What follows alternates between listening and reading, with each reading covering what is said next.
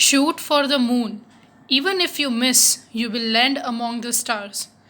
With this wonderful twinkling thought, a very good morning to all my dear students.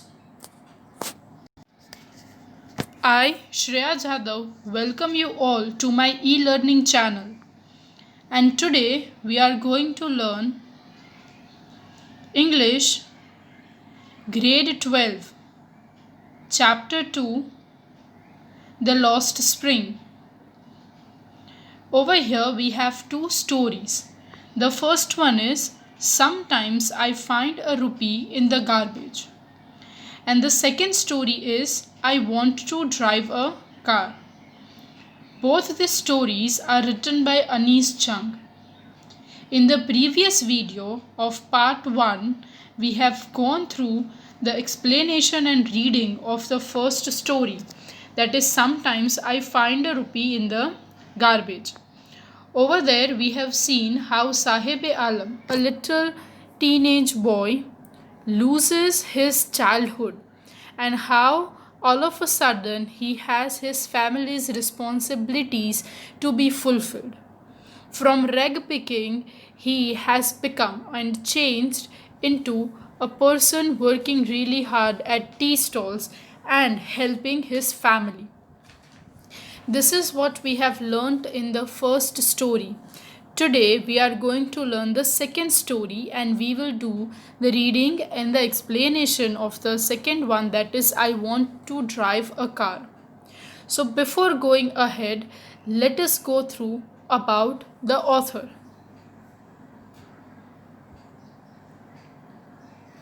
Anees Chung, born in 1944, is an Indian author, journalist and columnist for newspaper in India and abroad.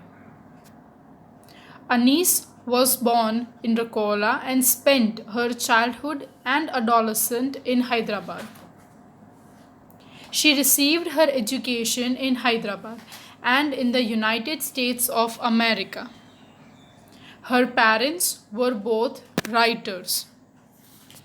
Anees began her career as a writer in India. Setting.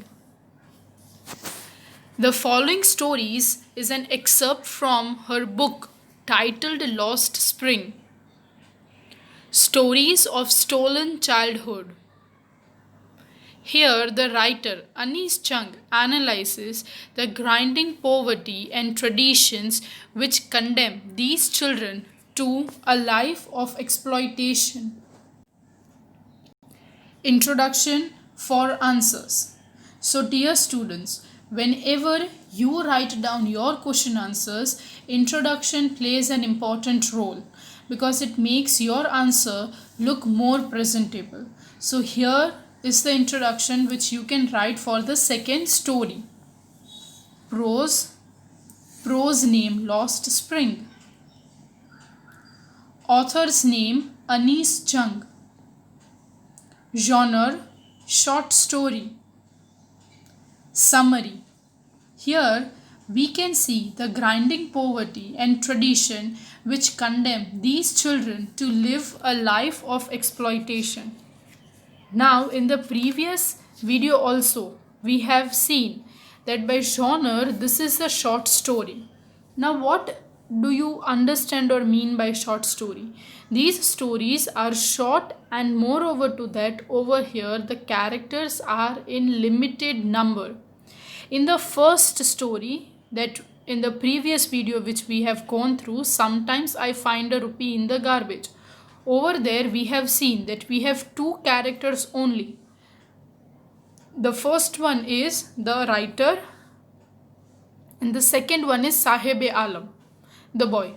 Now in this story we have 3 to 4 characters. Now over here we have grandmother, we have Mukesh, we have Savita who is Bhabhi of Mukesh, and we have the writer. So Mukesh is an important character and the story revolves around him. What are his ambitions and what he wants to achieve? So now let us start the reading and the explanation of the second chapter. Second story. The second story is I want to drive a car. Mukesh insists on being his own master. I will be a motor mechanic, he announces. Do you know anything about cars? I ask. I will learn to drive a car, he answers, looking straight into my eyes. His dreams looms like a mirage amidst the dust of streets that fill his own town Firozabad, famous for its bangles. Every other family in Firozabad is engaged in making bangles. It is the center of India's glass blowing industry where families have spent generations and generations working around furnaces, welding glass, and making bangles for all the women in the land, it seems. So, in the introduction, in the first paragraph, over here, the Mukesh is telling that he will become master of his own and he wants to become a motor mechanic. So over here the writer, she is asking that are you having any sort of idea about cars? If you want to become a motor mechanic, you are supposed to have the knowledge regarding cars. Then Mukesh is replying that I will learn how to drive a car. I will know all the details related to car. And he was really very, we can say, no, keen and strengthened about his own power, what he wants to become. His mindset was very clear of what he wants to achieve. And his dreams look like a mirage. Mirage, you know that it is an imagination. Yes. So over here, when Mukesh was telling, it seems like a mirage. It seems like an imagination. Why? Because he belonged to a town called Firozabad. And Firozabad is really very famous for bangles. Every second family in the Firozabad is engaged in this glass making industry. And the generations living in Firozabad have spent their lives around the furnaces and welding glasses, making bangles for all the women in the land, it seems. Mukesh's family is among them. None of them know that it's illegal for children like him to work in the glass furnace with high temperatures, in dingy cells, without air and light.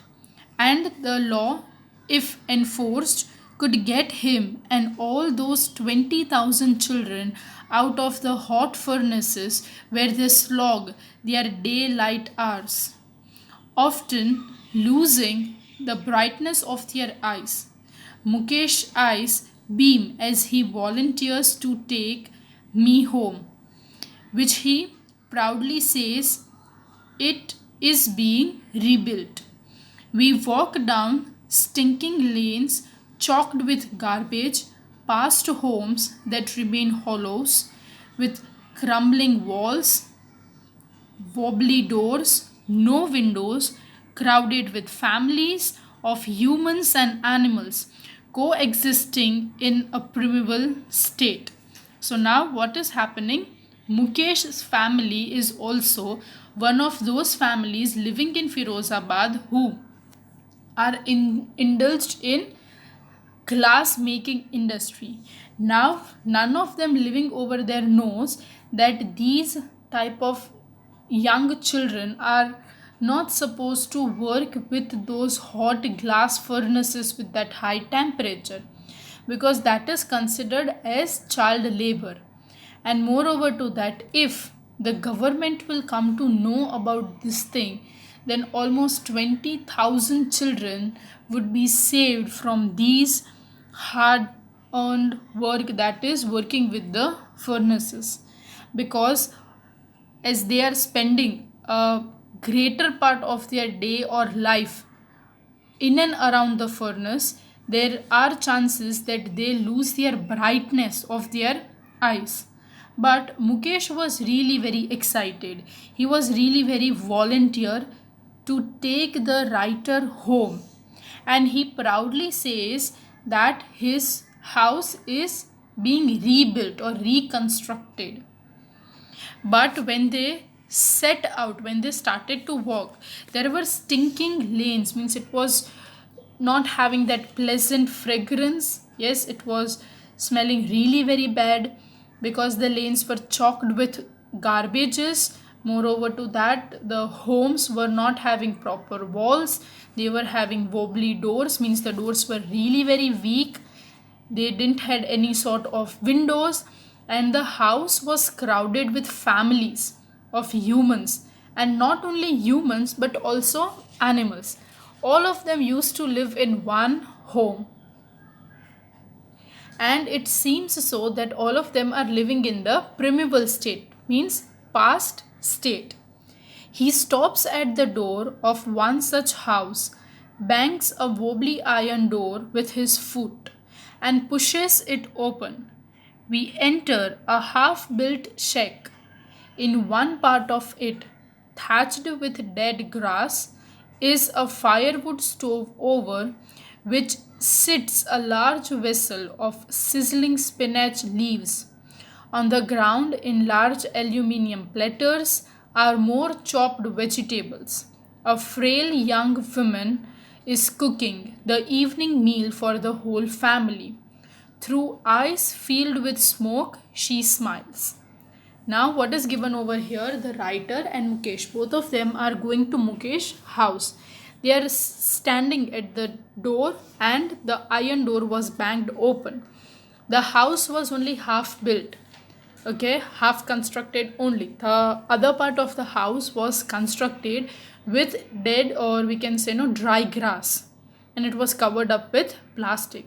And there was a firewood stove over there, and a large vessel was put, and in the large vessel spinach leaves were being cooked along with some chopped vegetables. And a frail young woman, okay, a very young woman, was cooking an evening meal for the whole family. Her eyes were filled with smoke, but still she continues to smile. She is the wife of Mukesh's elder brother, not much older in years. She has begun to command respect as the Bahu, the daughter in law of the house, already in charge of three men, her husband, Mukesh, and their father. When the older man enters, she gently withdraws behind the broken wall and brings her veil closer to her face. As custom demands, daughters in law must veil their faces before male elders. In this case, the elder is an improvised bangle maker. Despite long years of hard labor, first as a tailor, then a bangle maker, he has failed to renovate a house, send his two sons to school.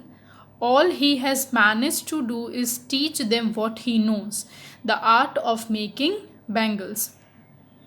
So, the lady who was sitting over there, the woman, the young woman who was sitting, was Mukesh elder brother's wife, and she was not that big enough. She was also, we can see, say in her early, or we can say no, in her early adulthood, we can say.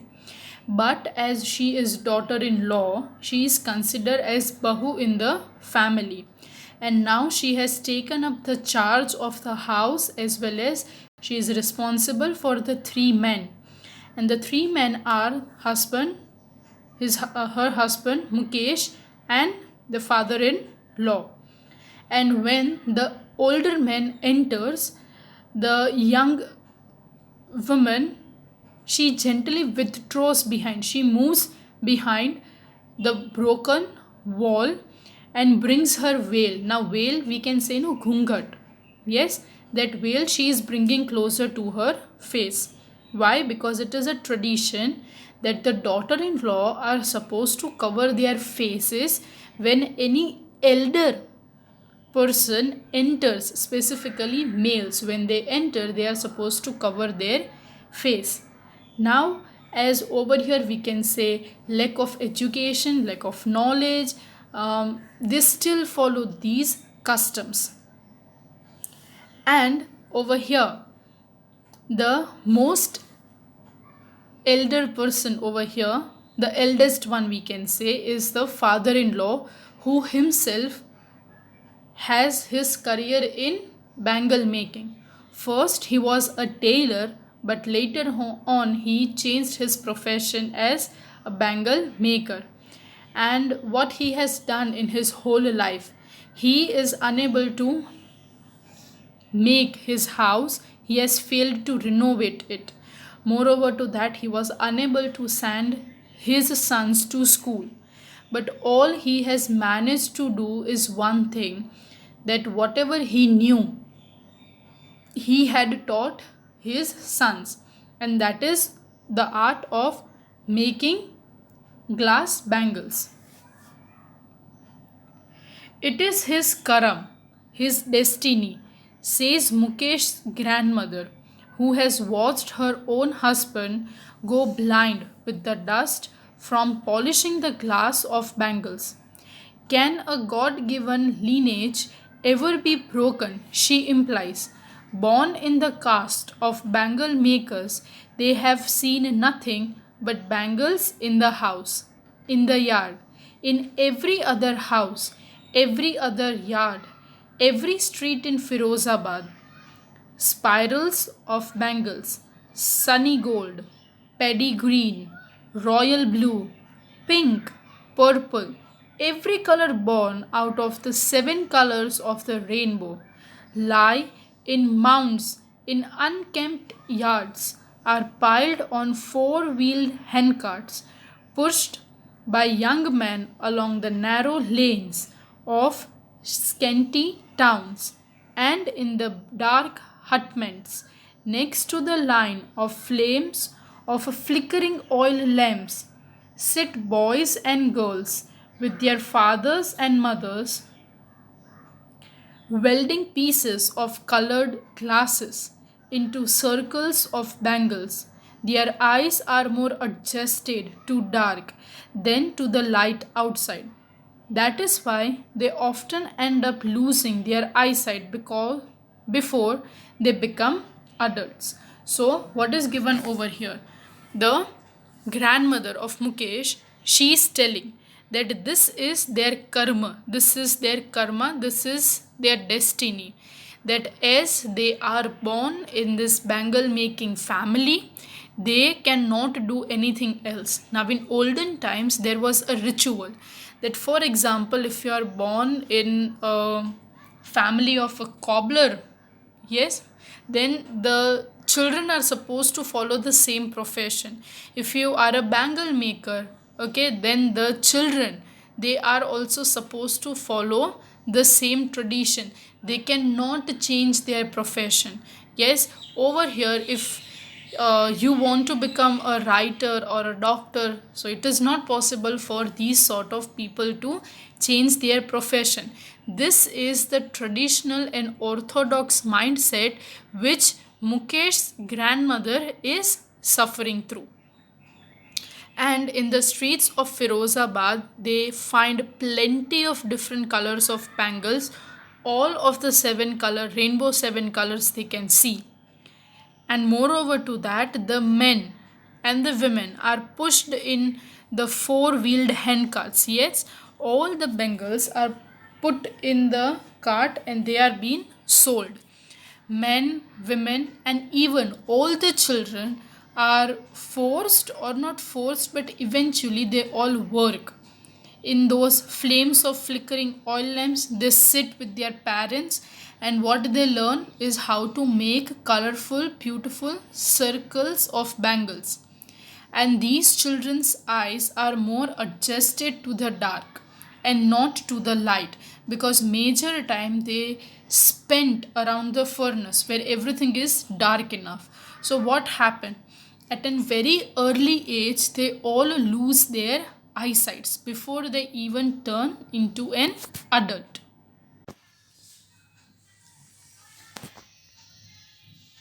Savita, a young girl in a drab pink dress sits along an elderly woman, soldiering pieces of glasses.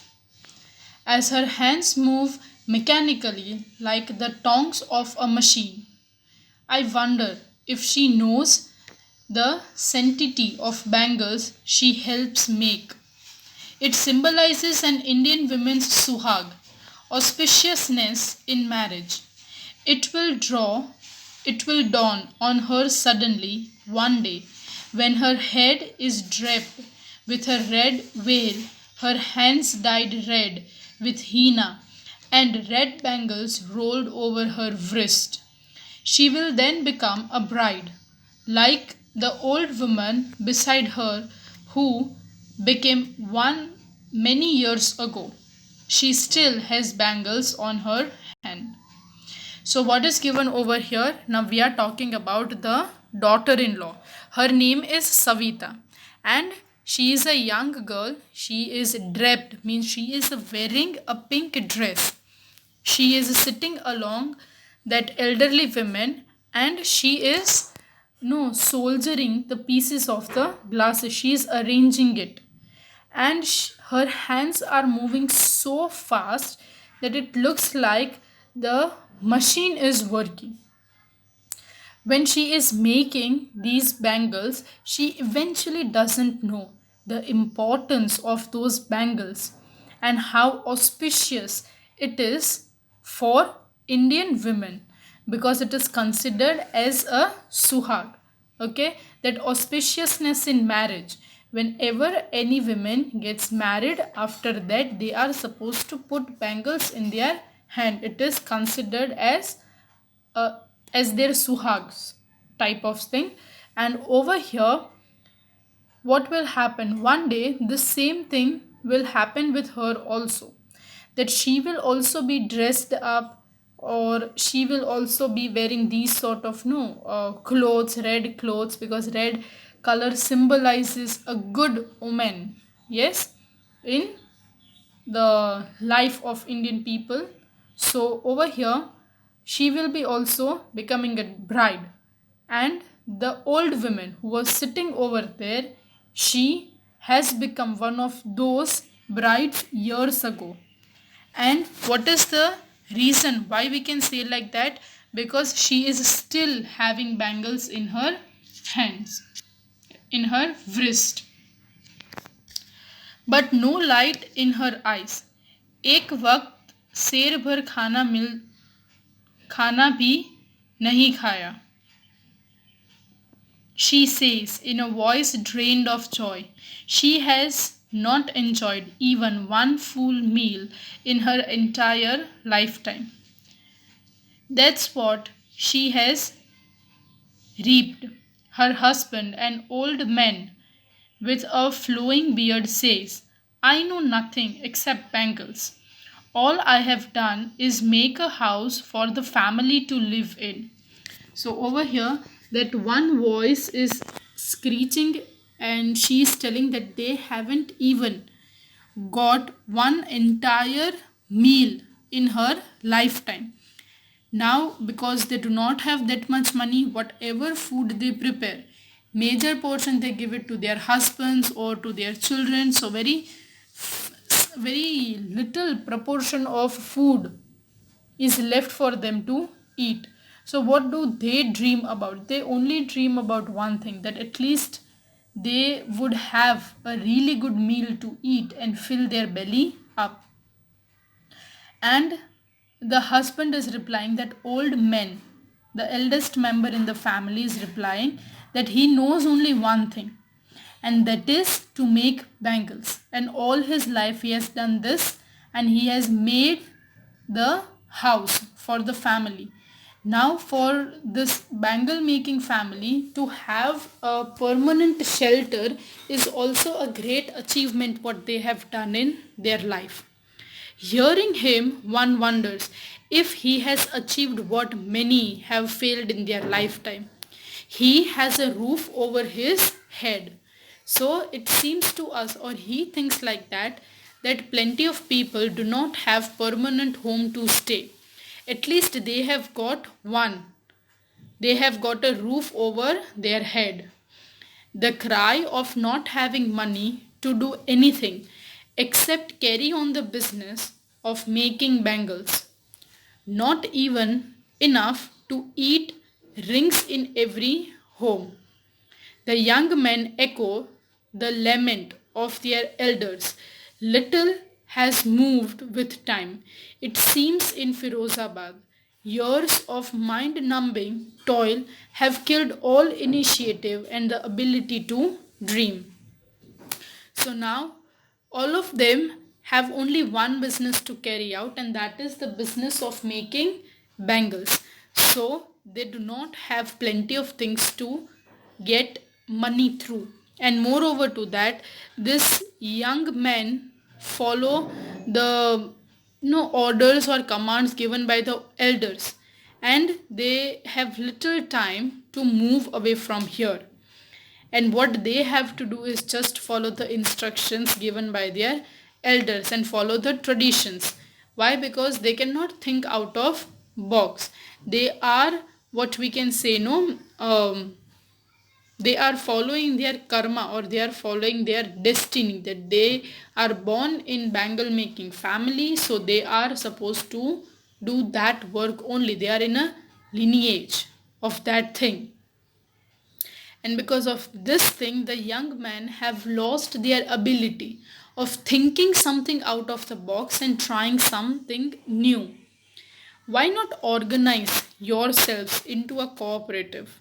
I ask a group of young men who have fallen into the vicious circle of middlemen who trapped their fathers and forefathers.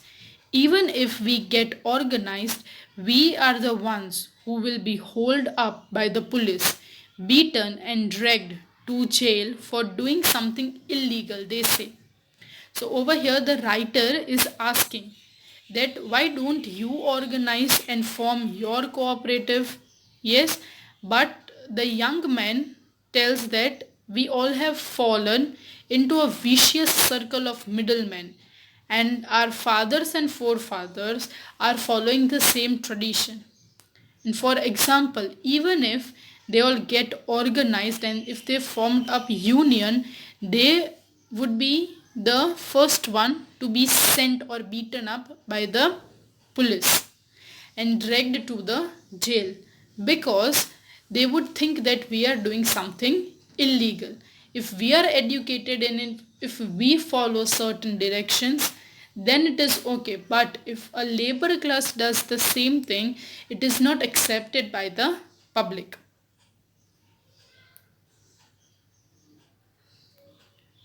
There is no leader among them, no one who would help them see things differently.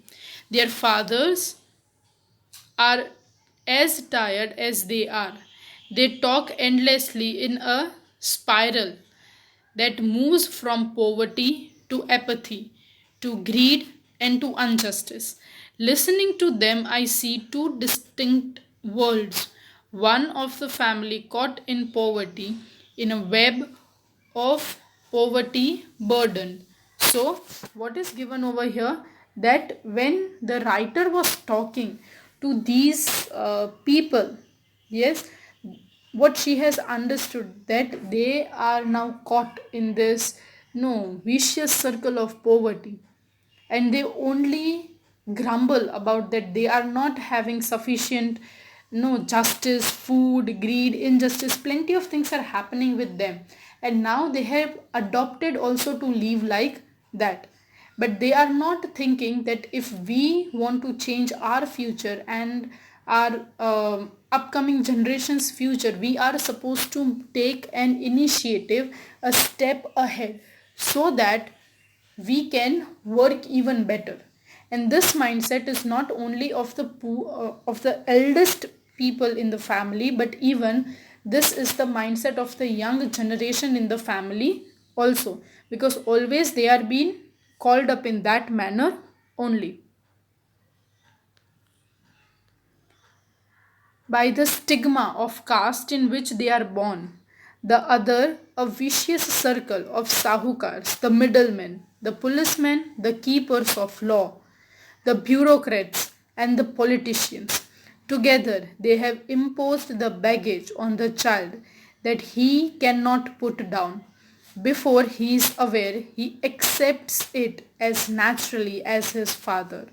To do anything else would mean to dare, and daring is not a part of his growing up.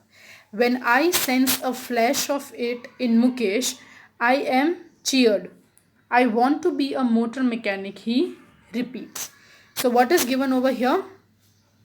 That they all are forced in this caste system in which they are born, and moreover to that they are formed in this vicious circle of middlemen, that is sahukars.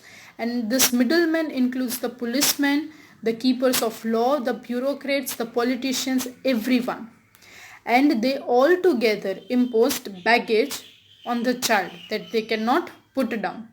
And moreover to that, now they have also naturally accepted this thing. And daring is not a part of his growing up. When I sense a flash of it in Mukesh, I am cheered. I want to be a motor mechanic, he repeats. He will go to a garage and learn. But the garage is a long way from his home. I will walk. He insists. Do you also dream of flying a plane? He is suddenly silent. No, he says, staring at the ground. In his small murmur, there is an embarrassment that has not yet turned into regret. He is content to dream of cars that he sees hurtling down the streets of his town. Few aeroplanes fly over Firozabad. So, what happened at the end? The writer is asking that if you know that if you want to become a motor mechanic, you will have to go to garage and you will have to learn. But garage is very far from the house. But Mukesh is really very, we can say, no, firm on the decision which he has taken. He is telling that it is okay for me. I will walk, but I will learn. At that time, the writer is putting forward that then why don't you dream of flying a plane? At that time, he goes silent and he says that no. And he is continuously staring at the ground. And at that time, very innocently, he is telling that there are more cars in my city or in my town, Firozabad, and less of aeroplanes fly over here. So, he wants to become a motor mechanic and he wants to drive a car.